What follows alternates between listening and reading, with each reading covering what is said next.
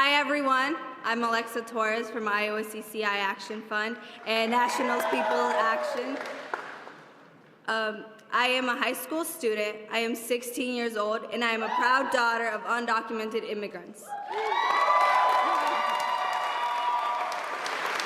My mother and father came to give us a better life. They wanted us to go to school, to get good jobs. They wanted us to live without fear. My mother and father came to America because of a dream. Now I share their dream. But now I know firsthand what it's like to live with fear. Fear that I could come home and they would be gone. No. I got involved in this work because as a daughter of 2 immigrants, I know the struggles that immigrants and people of color in our country face. That's why I'm here today. And we're all in this room because we know our issues are connected and that these are real issues impacting our communities daily. We know we need racial justice in this country so people of color aren't profiled and sometimes taken from this life way too soon.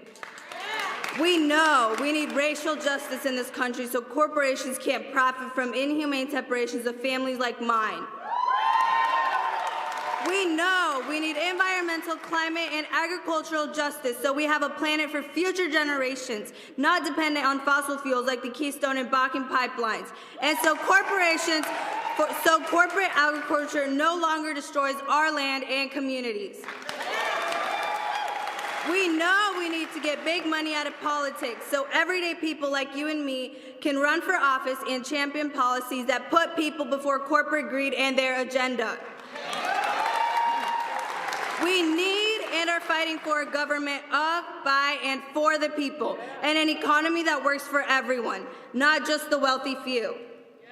That's why I'm excited to introduce Senator Sanders, who is seeking the Democratic nomination for president, to hear about the issues that matter most to our communities and to respond to our questions. Please welcome to the stage Senator Sanders.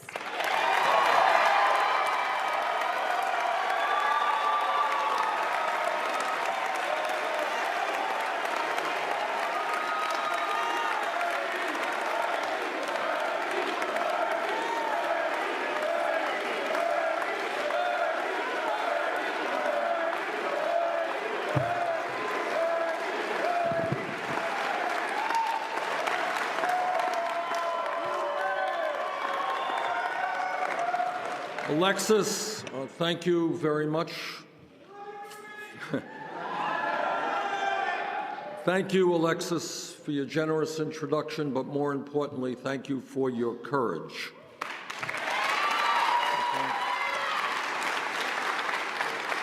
You know, when I talk about the need to create a political revolution in this country, and when I talk about the fact that this is not just an election to elect a president, but to build a grassroots movement which will demand that Congress represents the people of this country rather than a handful of billionaires.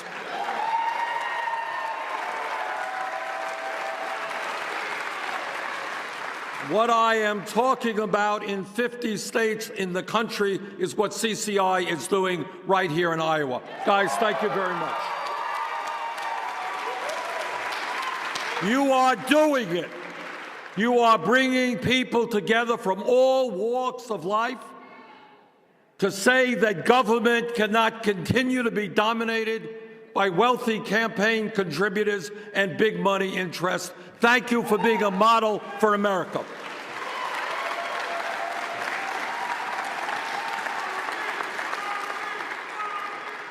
What this campaign and our political revolution is about is saying that there is something profoundly wrong in this country.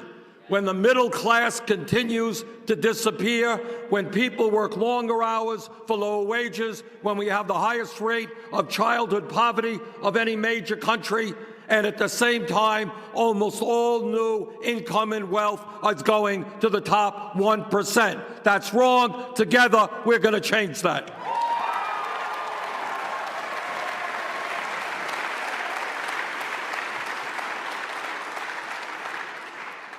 What we have now is a rigged economy attached to a corrupt campaign finance system.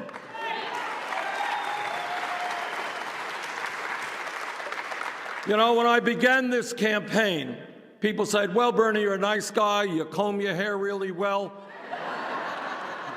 you're a GQ dresser. But despite all of those redeeming qualities, you can't win because you don't have a super PAC. And what I said, and I'm the only candidate running for the Democratic nomination to say this, I said, I don't want a super PAC because I don't represent the interest of billionaires and corporate America.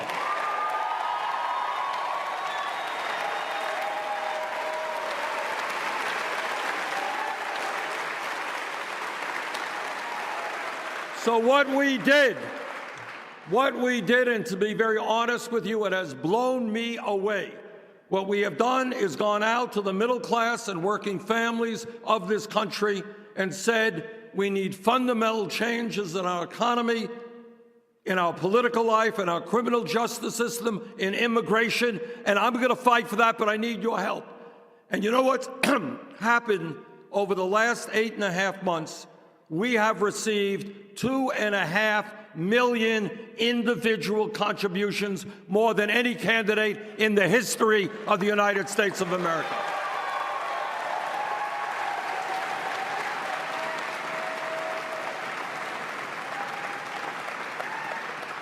So we have already accomplished an important part of the political revolution, and we've shown the establishment that you can run a strong and, I believe, winning campaign without being dependent upon millionaires and billionaires. Working people can do it. What this campaign is about is ending the disgrace of the U.S. being the only major country not to provide health care to all people as a right.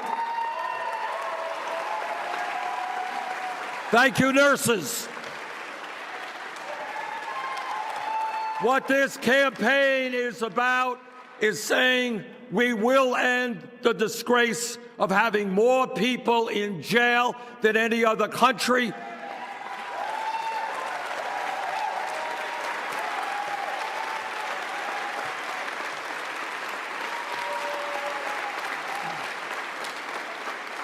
And those people incarcerated, as everyone knows, are disproportionately Black and Latino and Native American.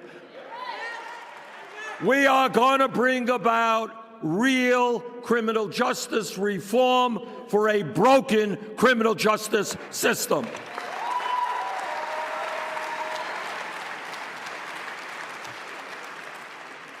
And what we are also going to do is to tell Alexis and her family that they no longer have to live in the shadows.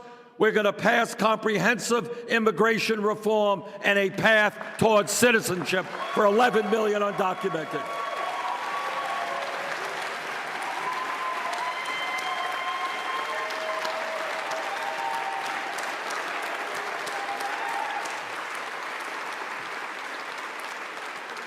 And what this campaign is about is to tell the billionaire class they cannot have it all. They are going to start paying their fair share of taxes.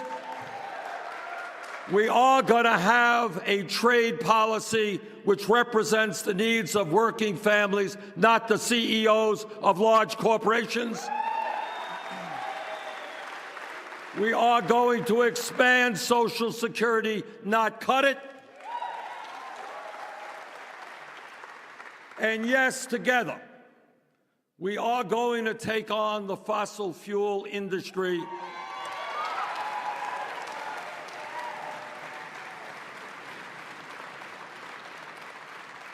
And we are going to transform our energy system away from fossil fuel, away from the Bakken pipeline, away from Keystone Pipeline, into energy efficiency and sustainable energy. Thank you very much.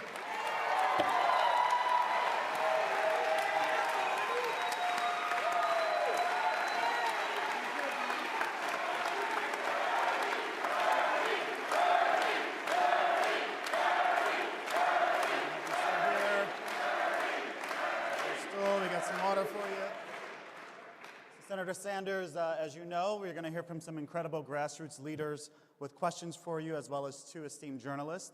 And to begin the questions, we have Anthony Newby from Minneapolis.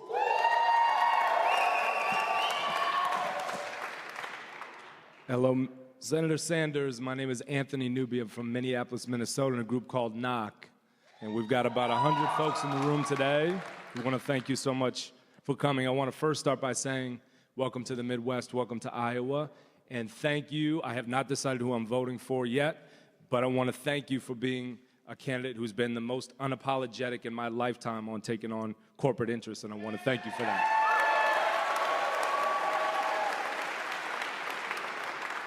We came to Iowa from Minnesota, again, along with about 100 other folks, 25 leaders from Black-led organizations from throughout the Midwest. We came for a few reasons. Number one, to develop a long-term racial justice strategy. We know that the Midwest has some of the most glaring disparities in the country. We need to put together a long-term plan. Number two, to address the prison industrial complex, which you've mentioned in your opening statements. It cannot continue. The over-policing cannot continue, and we need to put together a plan anchored in our communities to solve it. The last is to put an agenda in front of the candidates to help inform and influence the presidential election. I want to talk a little bit about the policing piece that's happening in the Midwest. Many of us from the organizations that I mentioned have faced high-profile cases of police violence and police killings. The names that you will recognize are Tamir Rice, Michael Brown, Tony Robinson, Daquan McDonald, Rakia Boyd, Betty Jones, and Jamar Clark in Minnesota. When I say Jamar Clark, many of the folks who knew him, family, friends, and others are in this room today. Raise your hand or say aye if you know Jamar Clark, know of him, or are demanding justice in his case. There was an occupation that followed the death of Jamar Clark. That occupation involved taking over a police precinct, shutting down freeways, shutting down malls, shutting down airports. This is happening in cities all over the Midwest, as you well know. Following that occupation, some local elected officials in Minneapolis decided to carve out from the budget $600,000 to go directly to a police station that was directly responsible for the death of Jamar Clark, to reinforce the police station, add reinforced glass, windows, fences, and barriers to keep the police safe. The community rallied to block that funding, and that proposal was pulled because of many of the folks in this room who demanded no more investment in a system that's broken. My question, Senator Sanders, is our black and brown communities throughout the Midwest are in absolute crisis. We need a president willing to take big, bold action in the moment. On behalf of the great folks of Iowa and throughout the Midwest, we're asking you to follow the model began at the 4th Precinct in Minneapolis in honor of Jamar Clark and divest from the tools of mass incarceration and punitive law enforcement and create a massive jobs and infrastructure bill. Cut the cord on things that don't work and commit $200 billion, not $1 million or 1,000 or 600,000. We want a president who would commit $200 billion or more and invest in the health of our communities. Can you make that commitment today? No, I'll invest $1 trillion in rebuilding. Hey. Okay. All right. Look, this is the story. Thanks very much, Anthony. All right. Here's the story. Youth unemployment today is off the charts. African American youth unemployment and underemployment is 51%. All right, 51%. So what I think, you want a radical idea? Maybe we invest in education and jobs rather than jails and incarceration.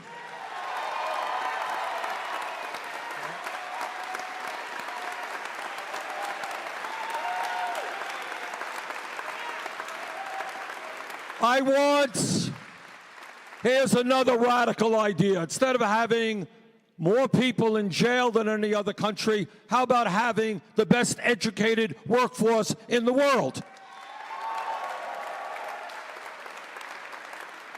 Now we talk about jobs. Real unemployment in this country is not 5%, it's close to 10% youth unemployment, off the charts. I have introduced legislation and will make happen as president a $1 trillion investment over a 5-year period to rebuild our crumbling infrastructure.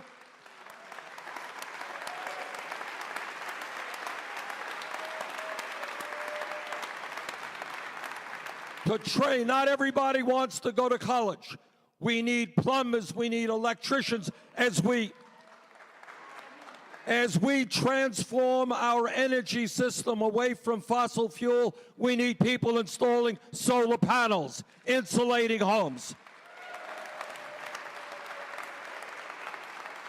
In every speech that I give, Anthony, in every speech, what I say is that it is more important for our kids to have jobs and education than to be hanging out on street corners. All right?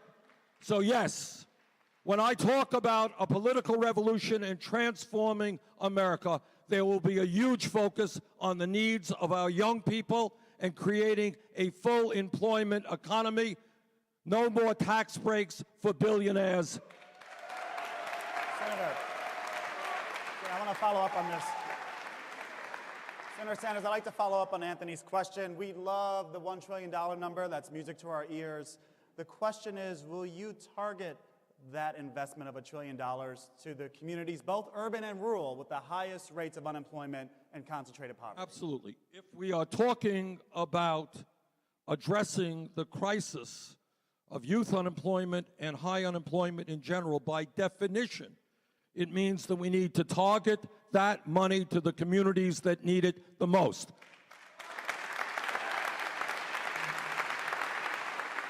And it is not just, I think rebuilding our infrastructure, hiring teachers rather than firing teachers, but also helping small and medium-sized businesses in the minority communities who are more likely to hire minority kids is a priority as well. Thank you. Next, Senator, we're going to hear from Angela McCall from St. Louis. Angela.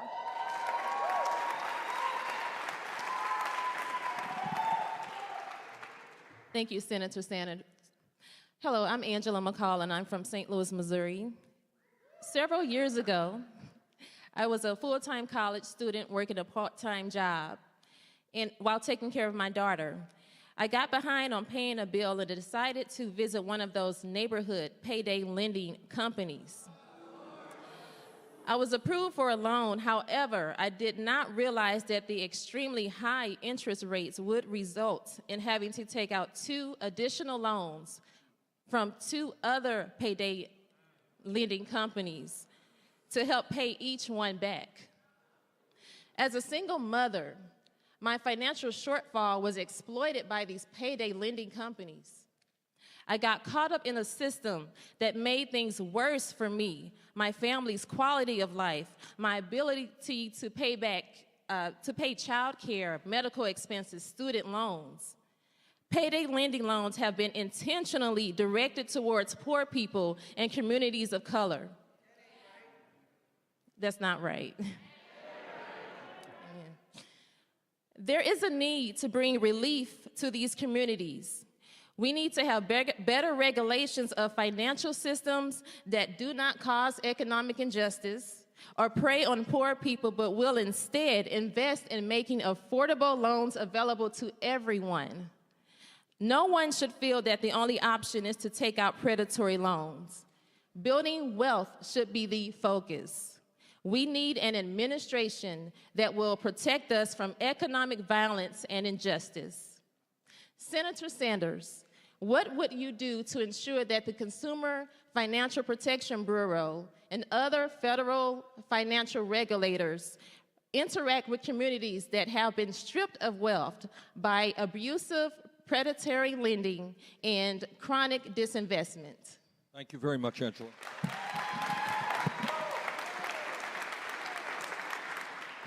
Angela, if I might, let me just tell you a brief story. About 2 months ago, I went to a community in Baltimore, largely African American and extremely poor. Unemployment about 50%, Most of the buildings shuttered up. And you know what was amazing? In fact, that was the community where Freddie Gray came from. And what was amazing when you go into that community is you cannot find a grocery store. The only places you find these little shops where they're selling you booze and potato chips. And you know what else you can't find? A normal bank. Can't find a bank. The only financial institutions are payday lenders, okay? So what do we got to do? The payday lenders, as all of you know, are involved in usury in this country.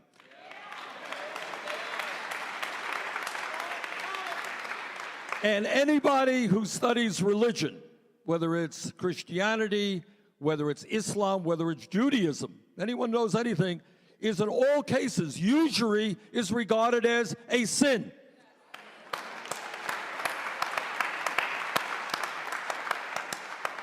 So we will fight for usury legislation limiting the interest rates that any institution can charge.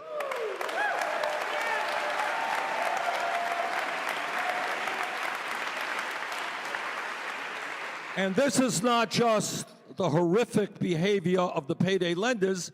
Some of you are paying off on credit cards 15, 20%, right? All right, so we're going to deal with that. Second of all, 24%? Okay, second of all, we need to break up the huge financial institutions on Wall Street.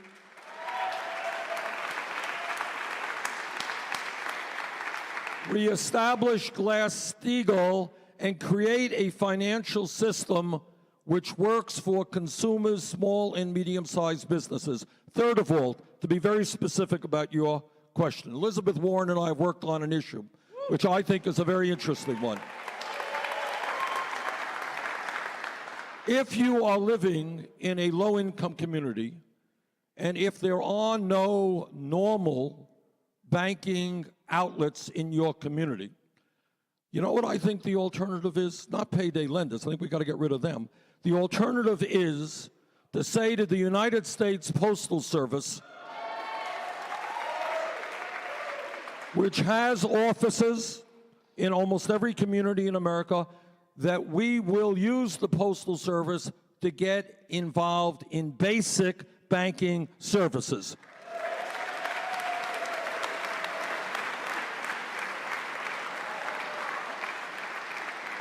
So if you want to cash a check, you shouldn't have to pay 50, whatever the heck it is, some outrageous interest rate or fee to cash that check. You should be treated as you would if you were in a wealthier community and there was a real bank. Second of all, if you want to make a modest loan, I'm not suggesting they get involved in big-time banking, but they can get involved in basic banking, which will provide a very, very significant alternative to these payday lenders and their horrific practices. Thank you.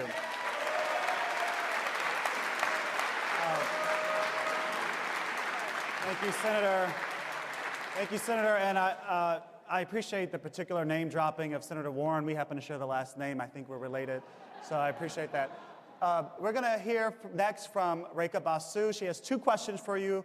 Give Rekha some love from the Des Moines Register, everybody.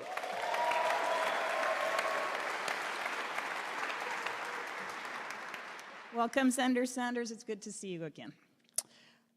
Hillary Clinton, who is regrettably not here today,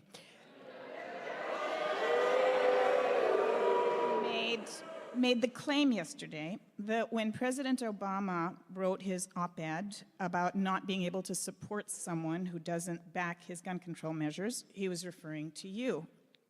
Her campaign has cited 5 votes that you cast against the Brady Bill, as well as several to prevent gun violence victims from seeking civil damages against manufacturers. You've suggested previously that your votes have reflected pro-gun attitudes in Vermont, which you represent. But some of your opponents wonder, where is that fierce independent-mindedness that you show on every other issue when it comes to gun? And could you talk to us about where your heart is and your evolution on this? All right, so let's set the record straight in a political season, all right? Occasionally, in political seasons, records get distorted. Record. In the state of Vermont, we have one congressperson. 1988, when I was mayor of Burlington, I ran for Congress. I ran as an independent. I'm the longest-serving independent history of the United States Congress. But I ran against a Democrat and a Republican.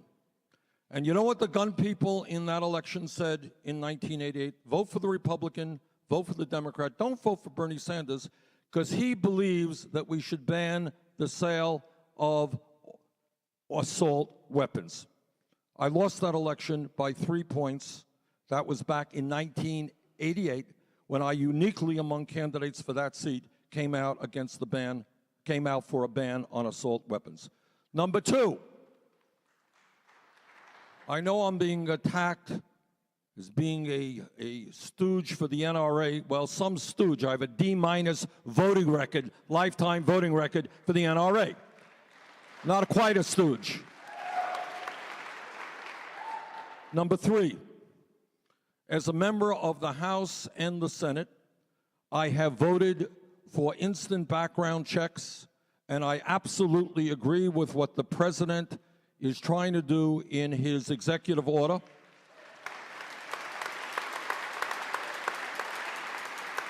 Which is to deal with a very common sense approach.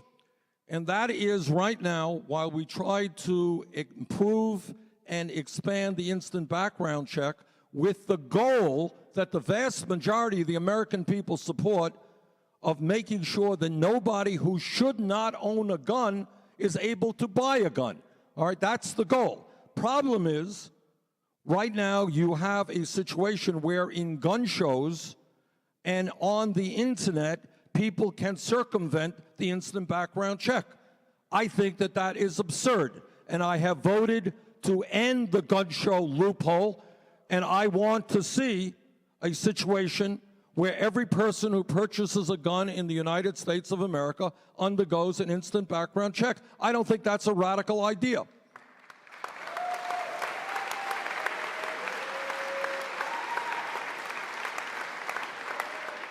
Fourthly, right now you have a situation where somebody can walk into a gun shop, go through an instant background check, and legally purchase guns, okay? Walk out of the door and then sell those guns to criminals. That's called a person being a straw man. I want to make straw men process a federal law. I wanted to make sure that straw men are prosecuted for violating federal law. People should not legally buy guns and then sell them to criminals. Fifthly, I get calls in my office, as I'm sure other senators and congressmen do, from folks who say, you know, my brother I am really worried about. I don't know what he will do to himself or to other people, and yet we're searching frantically and we cannot find mental health treatment that we can afford when we need it. I think we need a revolution in how we do mental health.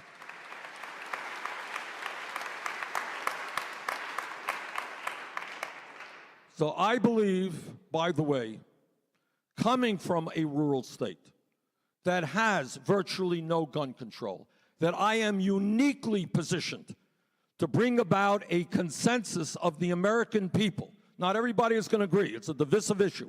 But I believe I am in a unique position to put together a consensus of the American people who will come together and say, we will do everything that we can to end these horrendous mass shootings that we are seeing, that we will do everything we can to make sure that guns do not get into the hands of people who should not have them. Thank you, Senator.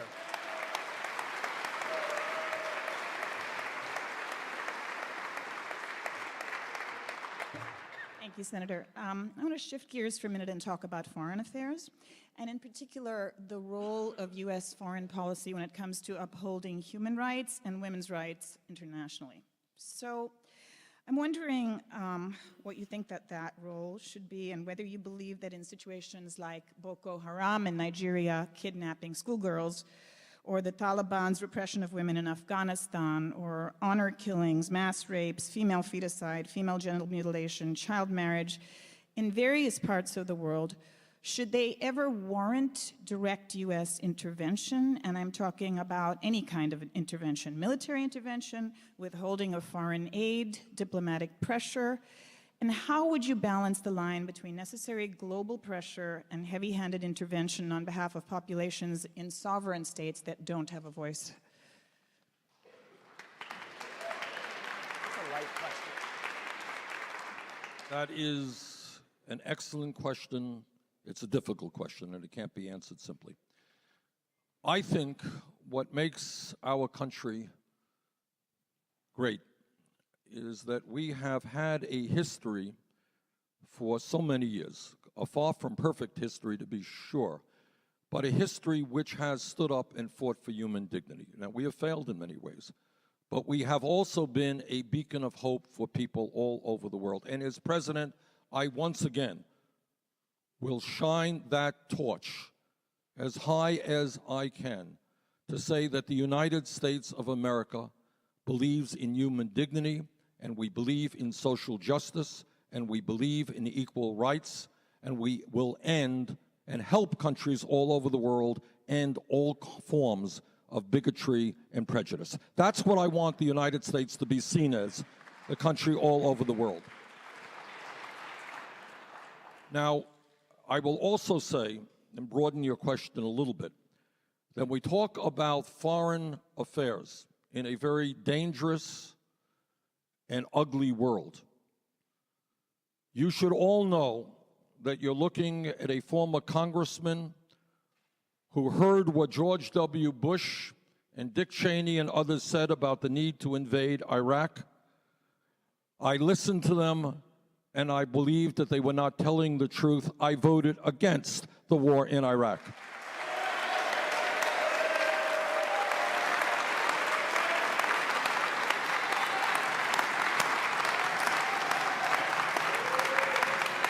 And to answer your question about military interventionism and regime change, what I believe is we have got to learn the very painful lesson of the war in Iraq. And what that lesson is to me is that the United States of America cannot and should not do it alone. We cannot do it alone. And what that means, not only on the issues that you have raised, but broader issues, that we have got to work in coalition, broad coalition. Cannot be just America. Cannot be just our young men and women engaged in perpetual warfare in the Middle East, as some of our Republican colleagues want.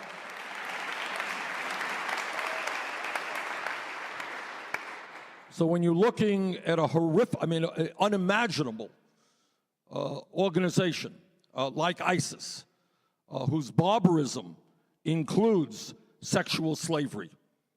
I don't think they think of women as second-class citizens, probably as 10th-class citizens, all right? And when we think about a group like ISIS, what we understand is, at least that I understand, is that ISIS must be crushed and destroyed, but it must be done by coalition. And what do I mean by that? I mean the United States must work with other major powers, UK, France, Germany, including Russia. And what we must also do is understand what King Abdullah of Jordan has recently said. And he said that, yes, terrorism is an international issue, but it is primarily a Muslim issue because ISIS and other groups have hijacked Islam and have converted it into something which it is absolutely not. And the fundamental responsibility for defeating ISIS, according to King Abdullah of Jordan, is Muslim troops on the ground supported by the major powers. And that is what I believe. So to answer your question, we have got to do everything that we can to end bigotry, discrimination against women, against gays, against other minorities. But I will also, at the same time, do everything that I can to see that the United States does not get involved in never-ending warfare in the Middle East. Thank you, thank you, thank you.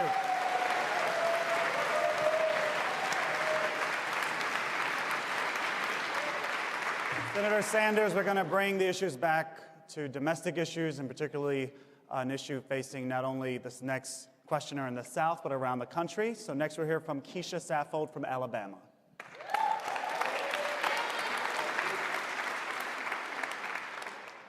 Hi, my name is Keisha Saffold, and I think I have the best job in the world. I think we have the most important job on the face of this earth and probably the least respected job.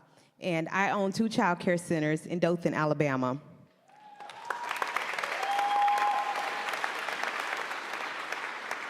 My centers are not traditional centers in that they're open 6 days a week and they're open till midnight. And this is based off of my good and bad experience as a single parent. In my former lifetime, I was a news producer, and I worked every shift, first, second, and third. And I just found from my experiences, the places that were usually open the hours I needed were in bad neighborhoods, and I just felt like I had to sacrifice quality. And I didn't understand why my daughter deserved less than because her mom had to work after 6 o'clock. And so for me, because I couldn't afford quality care, it was never about finding a good child care center. It was about choosing the lesser of the evils. So one night, I got off work with my then 2-year-old by my side, and we were mugged. And it was horrific. I walked away from TV news altogether. That's what I went to school for. That's what my degree is in. And I came back to Alabama to work in my mother's daycare center, and I went to work on my master's. And we started this child care center. Today, we're the largest privately owned child care center in our area. So I understand as a parent how difficult it is to be able to afford quality child care. I understand as a preschool teacher how incredibly low our wages are and how terrible the benefits, if you're even lucky to get benefits, are. And as a child care provider, I understand how difficult it is to provide high quality care and pay your workers real wages. My question to you, Senator Sanders, is how can we change child care in America in a way that'll be beneficial to the teachers, to the parents, and to the child care providers? First of all, I got to give this lady a hug.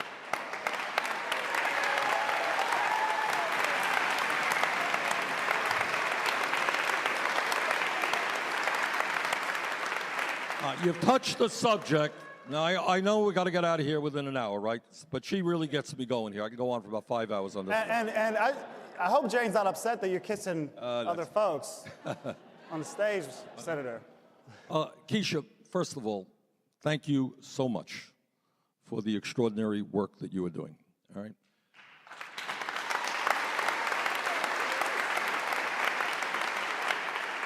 When I talk about a political revolution, when I talk about thinking big, when I talk about radically transforming our priorities in this country, what you said is exactly what I mean.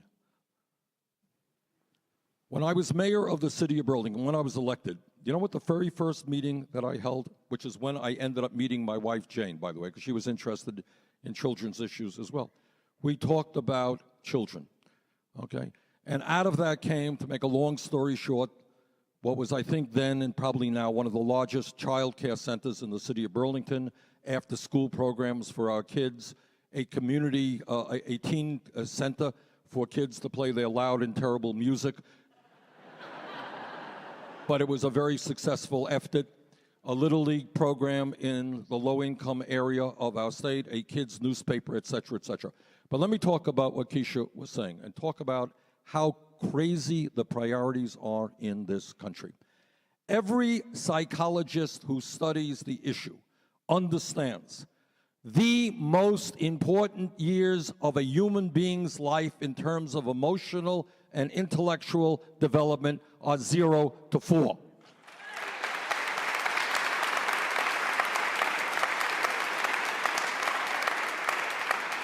That's a fact. So think for a moment what we do in this country. As Keisha just said, all over this country, including my own state, it is very, very hard for working families to find high-quality, affordable child care or pre-K. what you find is that, and Keisha touched on this as well, you find that many of the people hired in childcare are making, what, $9, $10 an hour? Not even that. They're making less than McDonald's workers, and we are entrusting them with our children in the most important years of their life. You can make the case, I will make the case, that people who work with 3-year-olds are doing more important work than college professors do.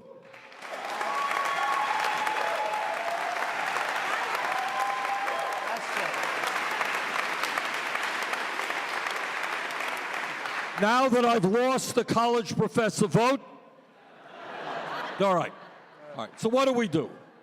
What we do is understand we're not living in the 1950s when dad went to work and mom stayed home with the kids. Right now, I don't know the exact number, but something like 85% of moms are not staying home with their kids. They can't afford to. They are out working. So what our job is to understand that when we talk about education in America, you're not talking about first grade through high school. You're talking about 0 through university level.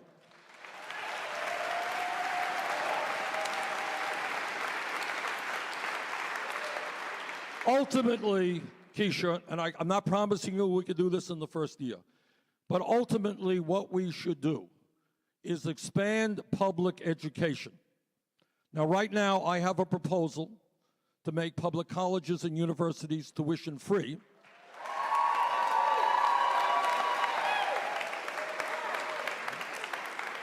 But on the other end, equally important, is to create a day, and it won't happen tomorrow. It's an expensive proposition, but it must happen, and the goal must be to make sure that every working parent with kids in this country has access to publicly funded, high-quality child care.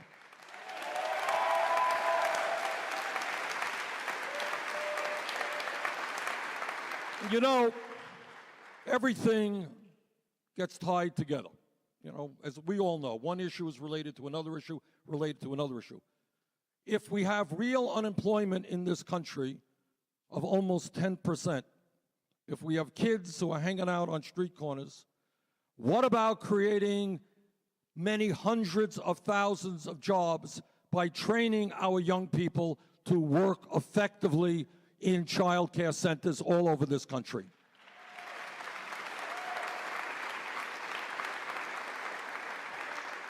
So, Keisha, thanks again for what you're doing. It is one of the major issues that, by the way, we never talk about, very rarely talk about. Thank you for bringing it up. Thank you, Senator. Next, we're going to hear from Ross Gruters, one of Iowa's own.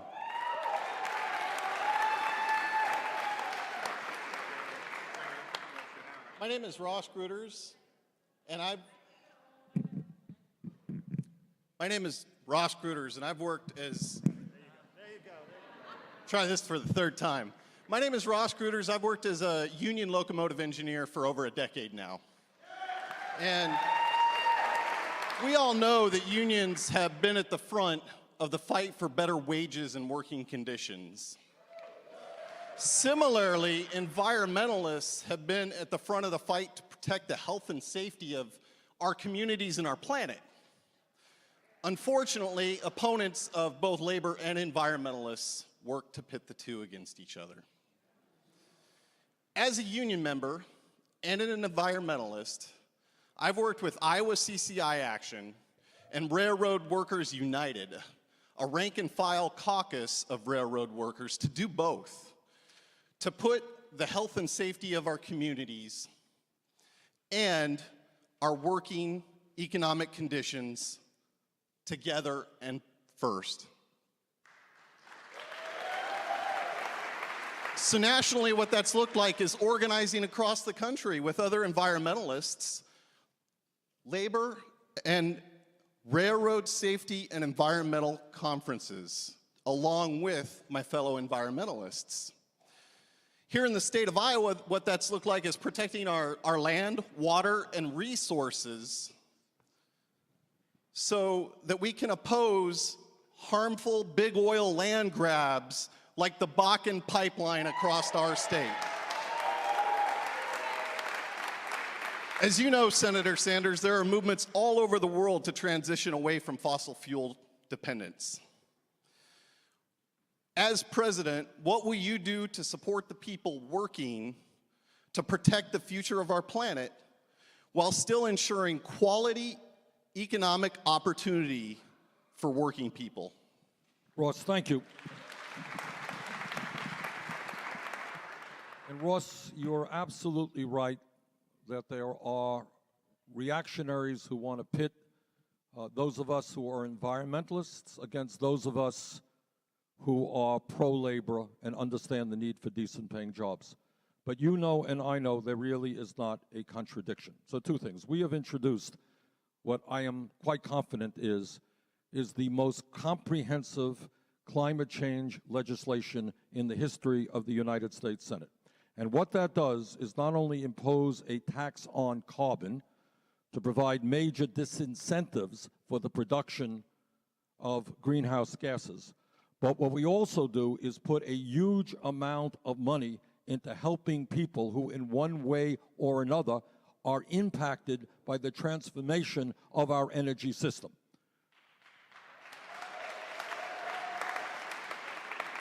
So we have got to protect those workers who may lose their jobs. Now, in terms of rail, though, what I will tell you, if we create a state-of-the-art rail system, we will create a whole lot of jobs, and by the way, significantly cut back on carbon emissions.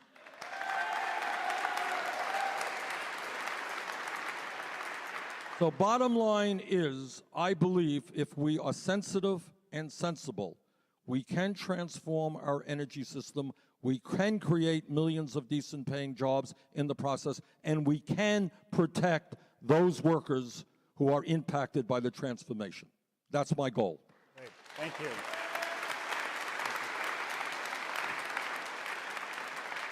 Senator, well, our next questioner is Enrique Aguilar from Greater Minnesota.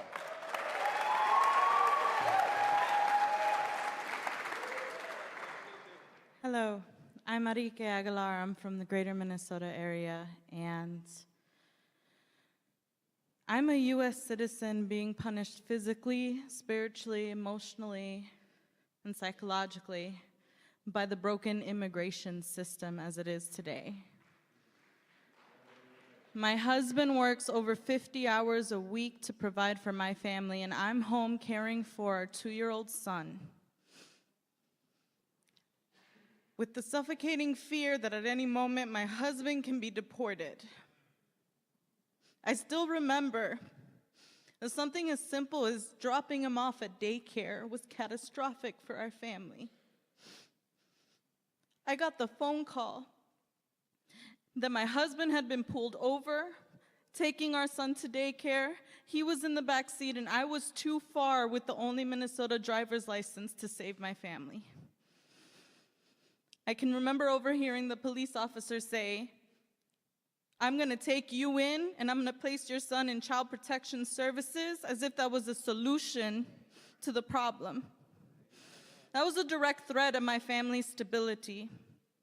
And I'm tired of living under the fear that I will be pushed into being a single mother, that my son will be forced to live without his father, and that my husband has to fight tooth and nail to be a father to our son. And I want to know, Bernie Sanders, what are you going to do to alleviate this very real fear that is hanging over undocumented families and the citizens that love them?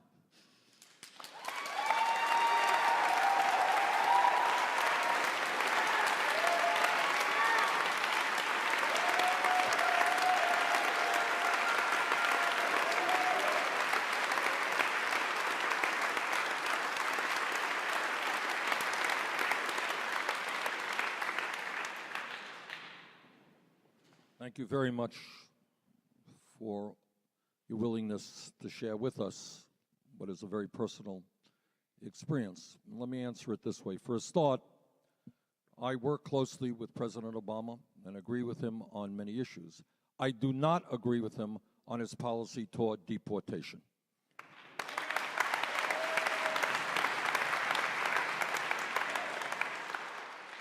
Number two, as soon as I possibly can, we will provide legal protection for 11 million undocumented people in this country.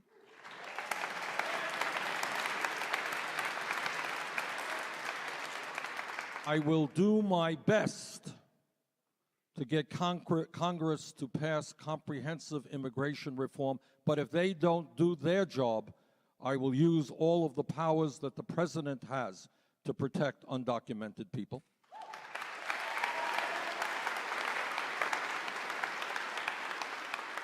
And thirdly, as President of the United States, I will do everything I can to stand up to the Donald Trumps of the world and their bigotry and their xenophobia and their desire to turn one American against another person.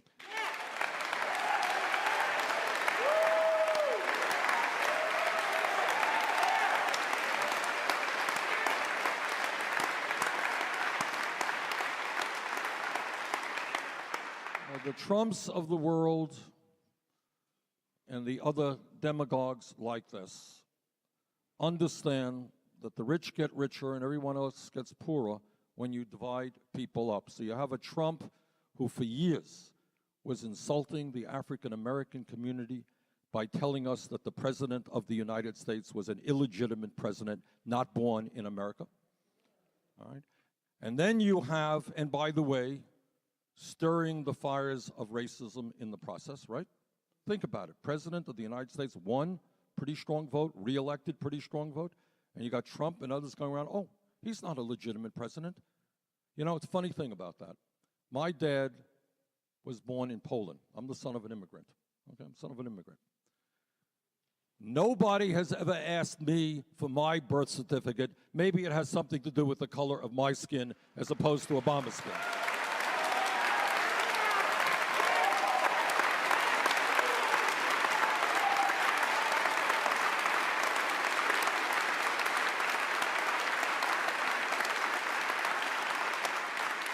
So you got the Trumps of the world trying to divide this country up on racial lines by suggesting our president is not legitimate. And then he comes up with the brilliant idea that all the people coming over from Mexico are criminals and racists and rapists and drug dealers. So we're supposed to hate Mexicans. And then his next brilliant idea is we got to prevent Muslims from coming into this country, and we're supposed to hate Muslims. That type of demagoguery has gone on. He didn't invent it. It's gone on for hundreds of years. It's called scapegoating minorities, and we're supposed to hate people because they're a little bit different than we are. Our job is to stand together, to be united, not divided.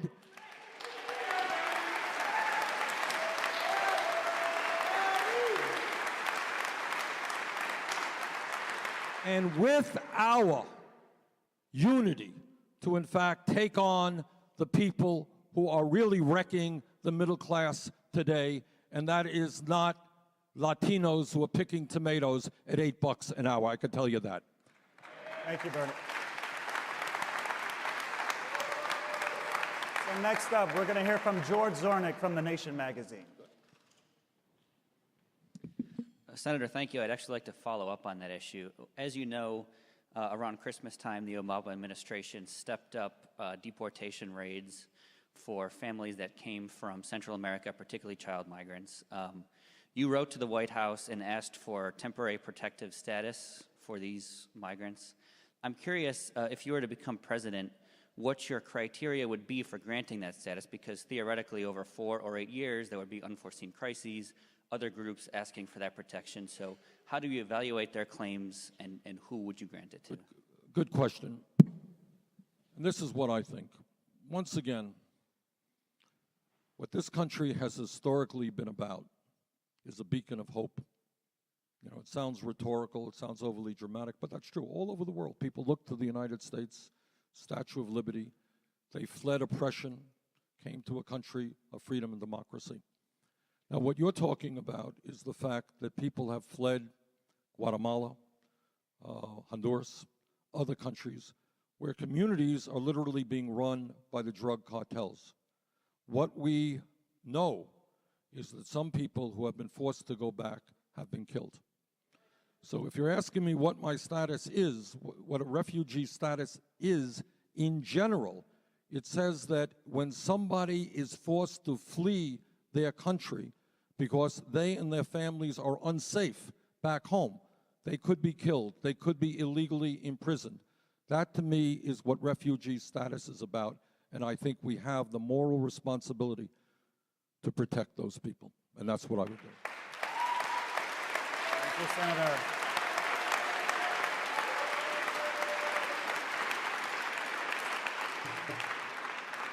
Senator, next we're going to hear from Eugene Lim from Chicago.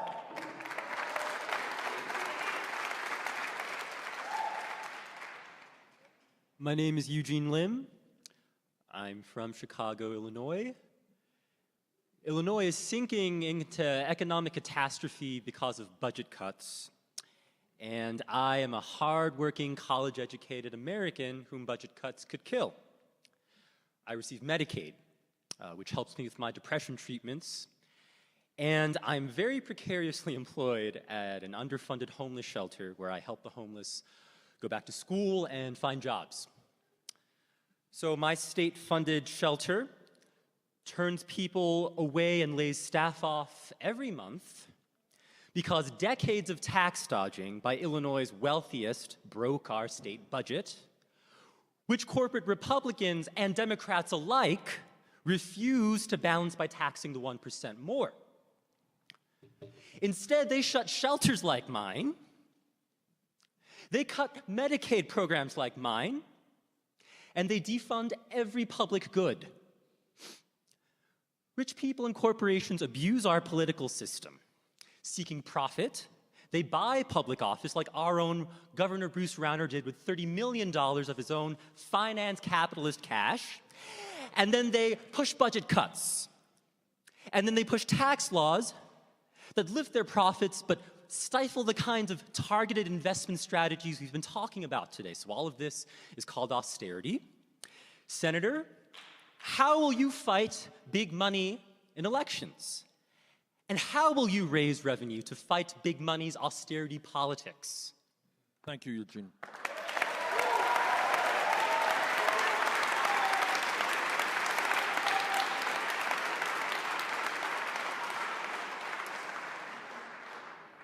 The story that Eugene is telling about Chicago is a story being told all over America. You know that.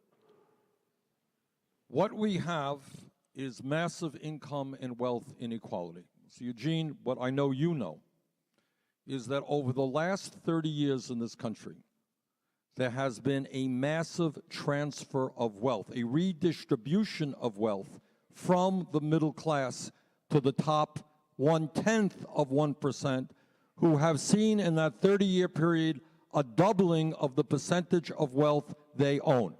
Middle class is shrinking, real wages are going down, percentage of wealth owned by the top 1/10 of 1% has doubled.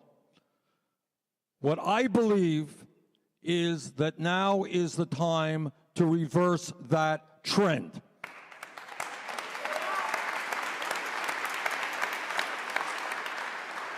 So we have a series of proposals, and we'll have more, which demands that the wealthiest people and the largest corporations start paying their fair share of taxes in our country.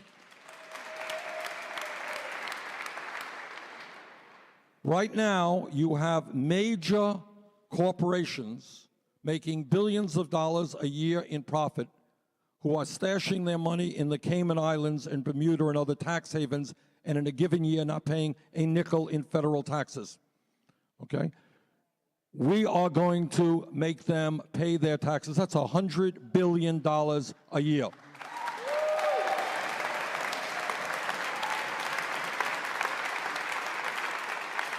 We are going to impose a tax on Wall Street speculation. That is an enormous amount of money. And we have other proposals which will bring in a very substantial sum of money into this country, which will go back to the states and the cities to create jobs, and to protect the most vulnerable people in this country. But the bottom line is, as I said earlier, if I am elected president, the billionaire class will know that the days in which they have it all is over. Thank you, Senator. One last question.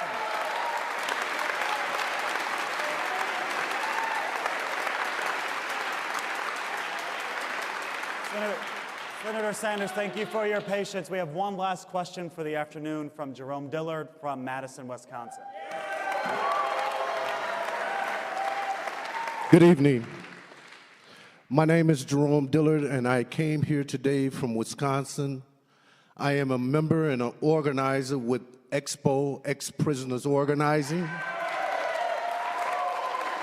And I'm also a representative of the formerly incarcerated people and convicted citizens, formerly incarcerated citizens and convicted people movement and their families, a national organization with many different organizations across the nation. I stand before you today as a formerly incarcerated citizen who served 2 terms in both our federal prison system and state prisons. And I want to say during that period of my life, I witnessed hundreds and hundreds of young men coming through the prison doors, some with extremely long sentences for drugs, and others just cycling in and out of that system. It is through that experience that I began to do the work that I do. And many of our young people in this nation, in my community, do not feel that they're even a part of America. They dare to dream, and once individuals are tagged with arrest and conviction records, their opportunities come few and far apart. I can say, being an impacted person who once was a returning citizen, I understand the barriers of returning to my community. After hundreds of applications, I never got a call back. Eventually, I did wind up with a dishwashing job. It's true.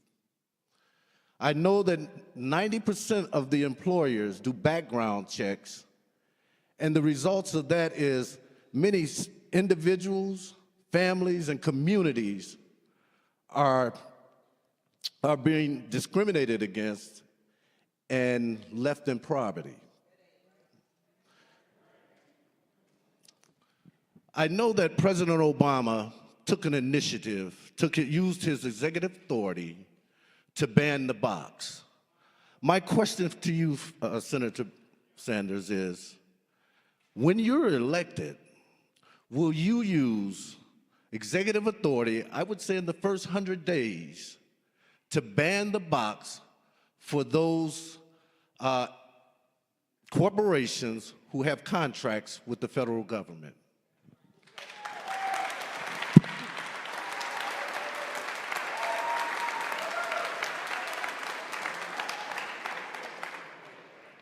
Yes.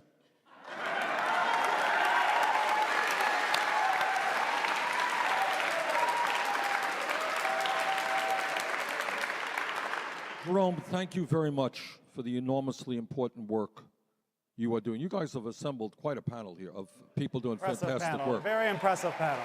Okay. What Jerome is touching on is a huge issue. And it has to do with the fact that, A, we have so many people in prison, and then B, they get out, and people get out, they don't have, and they can't get jobs. So if you can't get a job and earn an income, you know what? There is a real likelihood you're going to go back to your old environment and end up back in jail again. Not too bright. So I think the answer to your question is yes, we've got to give people a fair shot at getting their feet back on the ground again, getting back into their communities and earning a living. And let me touch on another issue. There are many, many hundreds of thousands of people who are felons in this country who serve their time but don't have the right to vote.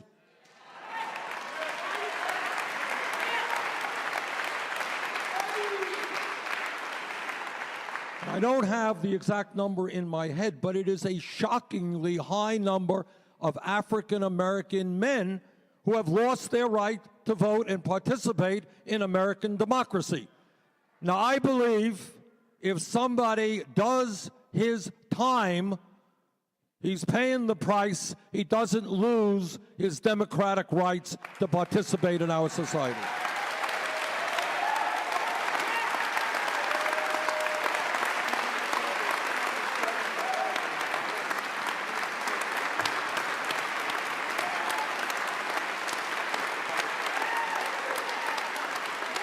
And with that, please join me in thanking Senator Bernie Sanders for joining us today.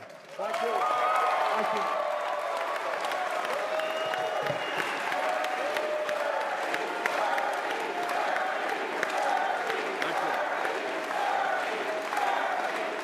Thank you, Senator. Thank you so much. That was We really really good. appreciate the stand. Great. Thank you.